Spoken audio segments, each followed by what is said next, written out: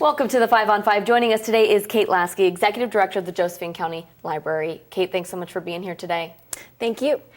Described as the little red engine that would not quit, the Josephine County Library has really had to survive without regular funding from tax money. Yes. Just talk to us about how you're doing it. Well, it's been 7 years, if you can believe it. So 7 years ago, county commissioners could no longer afford their libraries in Josephine County and defunded them. And from that time forward, citizens refused to allow their libraries to close.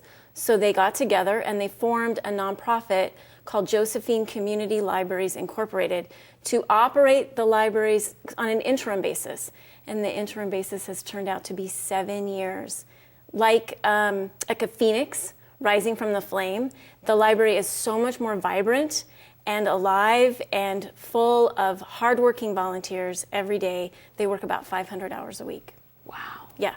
And you want to make sure that that support continues. Obviously, I'm sure it costs a lot of money to run a library, and to be able to provide the services that you do, you have this initiative with these yellow envelopes. Can you talk to us a little bit about those? Yes, the libraries receive no funding from taxation, so as a way to support them, we ask people to send in their yellow envelope, which is a donation to the library to keep it open. So this time of year, we have to raise $175,000 by December 31st to keep the library just open and operating. That's just heating and basic maintenance and buying books and children's programs, and it's full, and so many people are in the library. Right now, 10,000 items are checked out in people's homes. So we need these donations with our yellow envelope drive to just keep the library open. So people are using the library. Oh, yeah. Yeah. I know some people say that that the libraries aren't in use anymore, and I think maybe those are just individual experiences. From my perspective and the perspective of anyone visiting the library, it's packed. So wall to wall on a Tuesday from 2 to 7, we've got so many people coming in for so many different reasons. You said it there, 10,000 items checked out. That's a testament to the people are using the library. Yep. Now, you guys are just launching a new program. We're going to talk a little bit more about that, and also we'll touch on the hours of service and when people can come and check you guys out. Thanks. We'll be right back.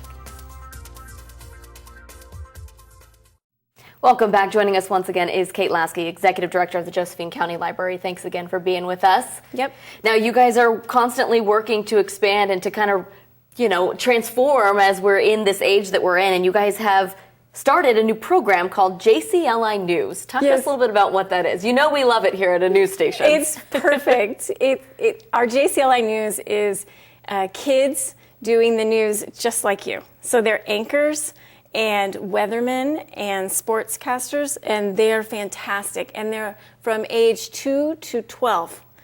Oh, that's great. They're fantastic. So if you go to our website at josephinelibrary.org, you can click on the November edition of the JCLI News, and they are on location. It's wonderful. It's a great way for us to get the word out about what's happening at our library.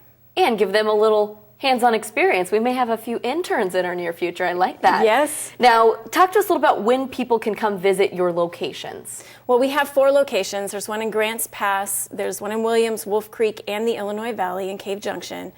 And the libraries are open for limited hours because we don't receive any regular funding from taxes. In Grants Pass, they're open 24 hours. So the hours are kind of hard to remember.